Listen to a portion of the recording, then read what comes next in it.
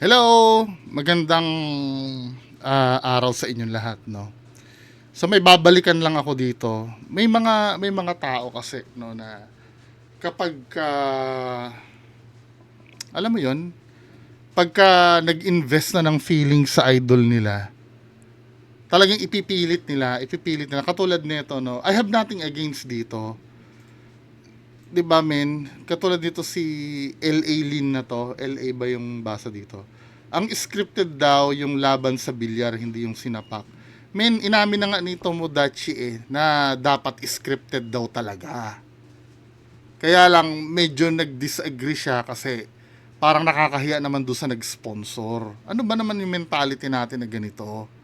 Tapos meron pang isa dito, no? Legit yan si Tomo, sir, try mo kilalanin maigi. Sir, sinabi na nga ng idol nyo doon sa video na scripted daw sana. Ano ba ang problema nyo sa buhay? 'Di ba? Kapag nagmahal kayo ng isang influencer or umidol kayo sa isang tao ba, hindi nyo afford na malaman na sometimes niloloko din kayo? Ano ba, sir?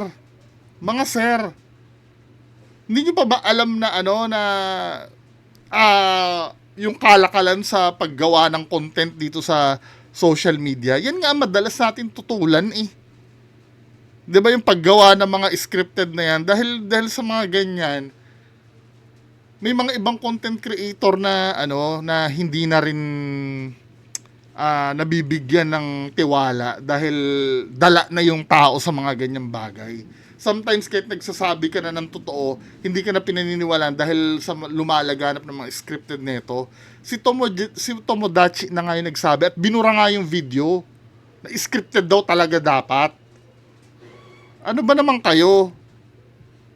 Tapos merong magtatanggol na ang scripted yan yung bilyar, hindi yung hindi, to be fair naman totoo naman na yung sapak kasi sa bagay scripted daw talaga dapat. Ito magpapaliwanag si Awit ha. Siguro naman dito natutuldok ang usapan ng pagiging scripted o hindi. Pero bago lahat may tanong sa akin dito Sabing ganun dito. Buti na nadaanan ko to. Sabi ni Soothmax. Soothmax ba? Soothmax o whatever. Ang sabi niya dito, magandang lalaki sa'yo, Boss Bungo. Gusto ko itong greetings niya. Wait lang lang natin. Sabi niya ganon, sana mabasa mo ito at masagot mo yung tanong ko sa mga susunod na araw. Sa personal na opinion mo, ano ang pagkakaiba ng isang taong pessimistic at isang taong too much invested sa ibang bagay o inaalam o sinusundan na buhay ng mga tao? Parehas lang ba sila na nagro-romanticize sa mga current na pinagkakaabalahan niya o nila? At saan tayo pwedeng huminto sa mga bagay na ginagawa natin pero sa kanila ng lahat ay less rewarding sa atin? At saan tayo pwedeng huminto sa mga bagay na ginagawa natin pero sa kanila ng lahat ay less rewarding sa atin ito? At sasagutin ko to na naaayon sa pagkakaintindi ko, no? Yung pagkakaiba ng isang taong pessimistic. When you say pessimistic, negative thinker to, 'di ba? 'Di ba? Magkaiba yung pessimistic kasi baka mamaya napapagkamalan mo na ang pessimistic ay skeptic. Kasi itong pagiging pessimistic wala nang inisip to kundi pagiging negative. Ang skeptic kasi ito yung tao na hindi naman niya sinasabing kailangan niya lang talaga ng proof para maniwala sa isang bagay. I think siguro yun ang ibig mo sabihin, skeptic. Kasi pessimistic siguro, inisip mo lang, laging negative naman, laging duda ng duda, gano'n. Yung ba ibig mo sabihin, sir? Sinasagot ko to na naayon sa baka siguro ang word na ibig mo sabihin is skeptic. Pero sige, pessimistic. Ang pessimistic kasi negative thinker ito Siguro Dahil iniisip mo, no, lagi nagdududa. At sa isang taong too much invested sa ibang bagay o inaalam o sinusundan na buhay ng mga tao, parehas lang ba silang nagro-romanticize sa mga current na pinagkakaabalahan niya o nila? 'Di ba? Ganito kasi yun, sir. Hindi talaga tinatanggap ng isip ko yung pessimistic. Siguro gagawin ko skeptic to siguro, no. 'Di ba? Ang pagkakaiba malaki. Ang skeptic kasi hindi uto-uto eh. Ang isang taong too much invested sa ibang bagay o inaalam o sinusundan ang buhay ng ibang tao, auto-paniwala itong mga ito. 'Di ba? Malaking ano, yung kung saan tayo pwedeng huminto, ito sasagutin ko na naayon ng pagkakaintindi ko. Kapag ka isang bagay ay hindi na pinapublish sa public. Halimbawa, no, nalaman mo, halimbawa lang to si Awit ay may tulo, no? 'Di ba? Halimbawa lang 'yon. May nagkwento sa iyo, kabarkada mo yung yung doktor na nag-check up kay Awit. Hoy, alam mo, nagpa-check up sa akin yan si Awit. May tulo 'yan, 'di ba? Hindi naman galing sa public 'yun eh, sa private galing 'yun. Wala kang pakialam doon.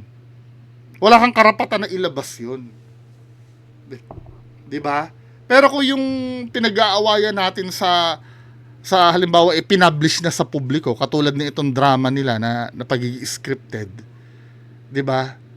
Wala namang masama doon. Nakita naman natin pwede naman natin pag-usapan 'yun na nasa public eh.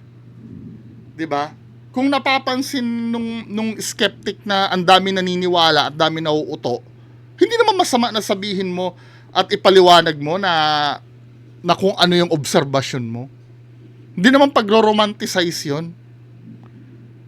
'Di ba? Siguro when you say pagro-romanticize, parang lalo mong kinukonsinte na maging maging chismoso yung mga tao, ganon. Sa akin nakakatulong nga 'yan eh. Diyan sa mga maliliit na bagay na 'yan, natututo tayo lahat eh. Para pagdating na sa mga politiko, 'di ba?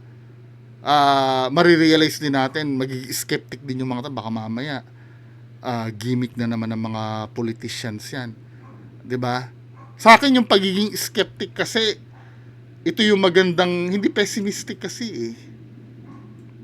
Pagiging skeptic yun ang magandang ituro sa mga Pinoy,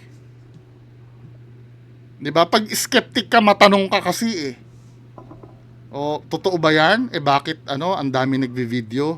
Bakit ang daming ang daming hindi umawat? 'Di ba? Bakit hindi siya idemanda kung totoo yung away na yan? 'Di ba?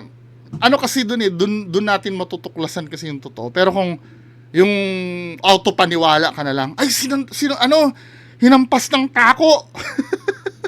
Totoo yan, 'di ba? Hindi naman maganda 'yon, yung ganun. Anyway, proceed tayo dun sa dun sa issue diyan sa pagiging scripted na 'yan. Ito, may finorward si Tomodachi or pinost, no, galing sa vlog ni Sir MG. 'Di ba? Si Sir MG kasi kino-consider ko na ito ay veteran na pagdating sa ganyan. Dahil yung sa mismong battle of YouTuber niya, 'di ba, may nag-complain na rin sa Tulfo. 'Di ba? Yung may nagtulfo na rin na ang usapan scripted daw dapat, etc. 'Di ba? Kaya alam niya ito. Kumbaga mundo niya na ito eh.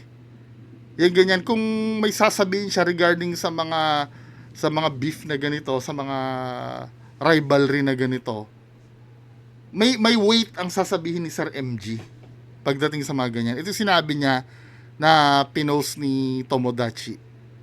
Ang influencer, automatic siguro 95% ng kaganapan ay scripted. Ano yan, ganyang kabilis kayo Hindi niya naman sagutan. Hindi niya naman sinabi na na 100% scripted. May room pa naman para maging totoo. 'Di ba? May room pa naman siya na para maging totoo. Kaya lang, syempre, yung paghaharap na yon, may plano na doon eh. sagutan ng dalawang influencer, automatiko, siguro 95% ng kaganapan ay scripted. Ano yan, ganyang kabilis kayo nagsagutan? Isipin nyo mga kahombre ko ha, si Awit ay gumawa ng video na Tol, meron akong video, sagutin mo na. around 2:40 PM mga kahombre ko hapon ha. Ito hong Tomodachi mga kahombre ko, naglabas ho siya. Like parang ine-expect niya talaga mga kahombre ko ng video ng kahapon din ho ng 3:10 PM mga kahombre ko. Grabe naman to mga kahombre ko. Literal ho na parang in a span of 30 minutes nagkasagutan agad. So uminit ho agad yung hype mga kahombre ko. Wow!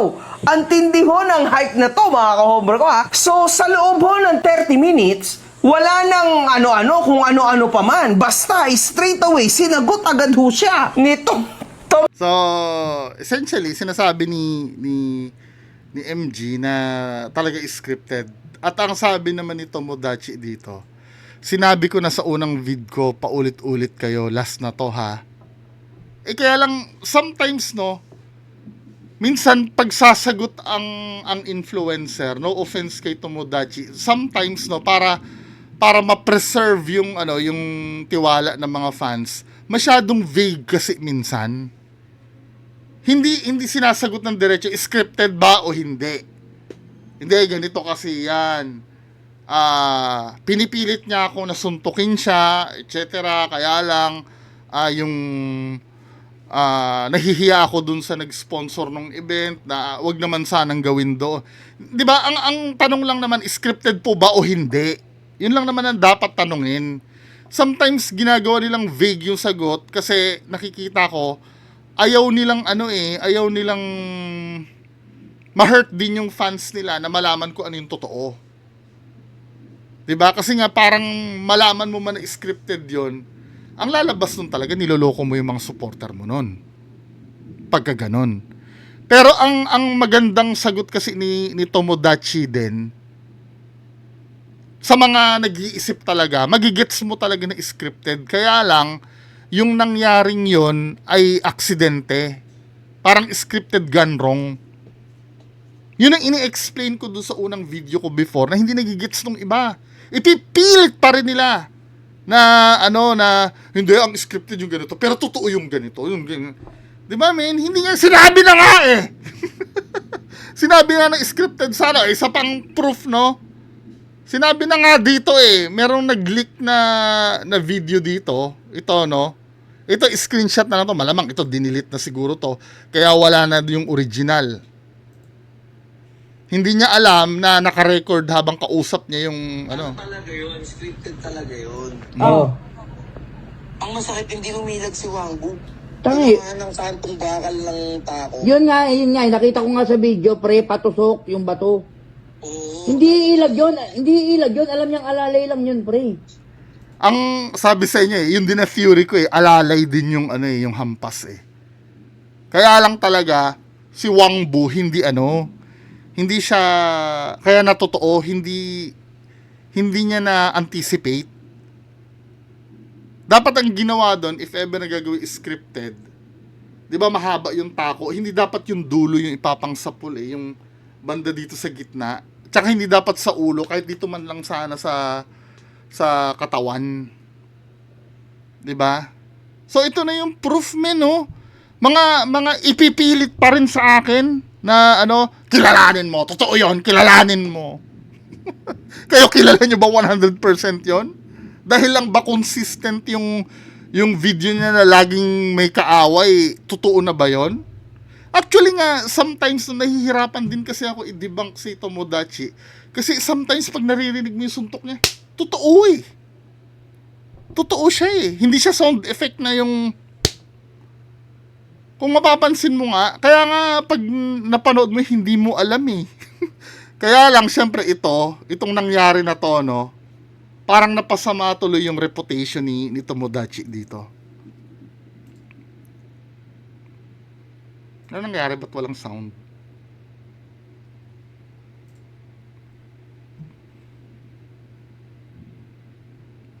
Play natin. Ano talaga yun, scripted talaga yun. Oo. Ang masakit, hindi lumilag si Hindi niya alam nire-record siya nung kausap niya. Wangbong. Tangi. Ng santong bakal lang ngayon. Oh. Ang masakit, hindi lumilag si Wangbong. Tangi. Ng santong bakal lang tako. Yun nga. Nakita ko nga sa video, pre, patusok yung bato. Oo. Hindi ilag yun. Alam niyang alalay lang yun, pre. Iilag. Pinapailag siya. Umiilag ka ha. Tapos, sasaltikin lang kita ng mahinang suntok. Yung suntok sana yung punto. Oo.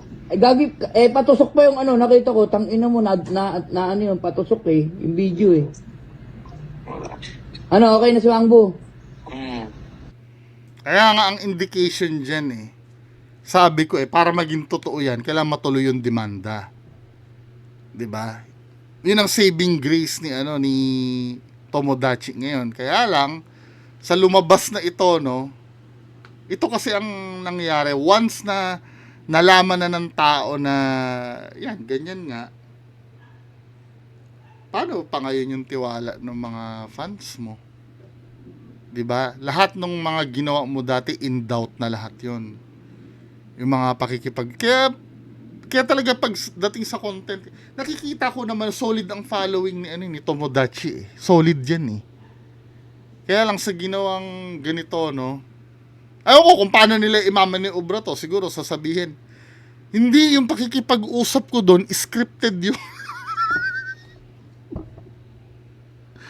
Ayaw ko paano, hindi ko alam kung paano nila babawiin niya. Siguro magagawa nila ng paraan yan. Kaya lang, syempre,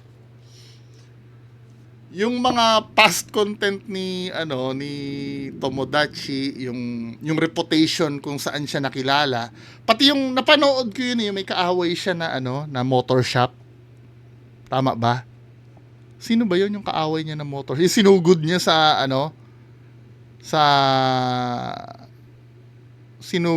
sa parang shop nung basta gumagawa ng motor yun Pati yun, in doubt na rin yung mga tao dun.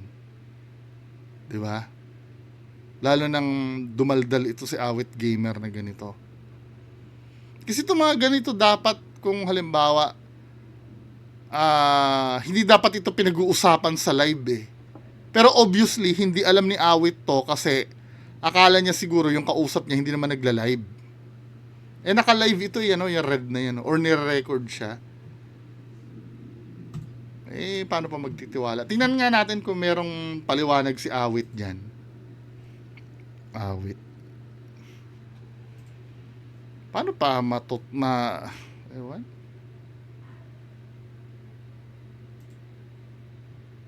So, lahat ito, yan, yung mga ganyan na, wala na, ito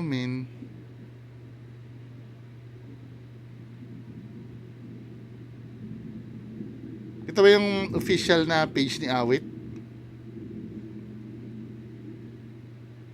1 hour. So, wala tumutulong na sila dito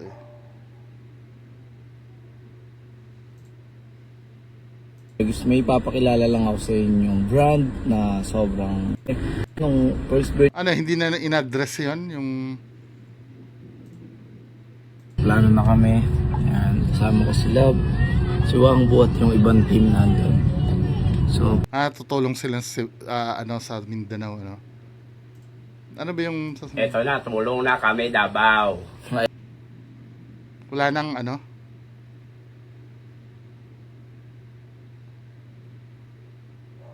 Oy, at least saludo sa inyo na yung mga influencer na pupunta doon Ba't parang sige nga pag-usapan natin si Chai Chester, ba't parang nababash daw siya? Anyway, tingnan natin. Wangbo. Wala na wala siyang explanation si Sir Tomodachi.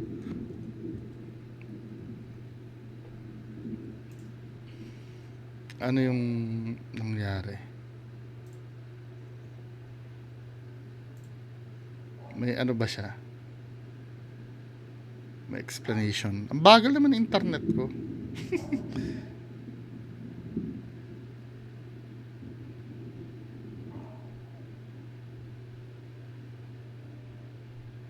So, nagpo-post na naman siyang ganyan, ano. Wala rin siyang reply dun sa, ano, dun sa nangyari. Ano, isi-sweep under the rug na lang nila yun.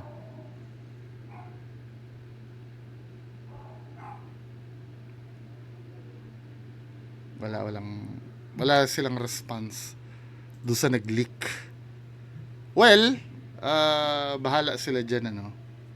Pero I hope na some of you medyo matuto na sa kalakaran sa social media.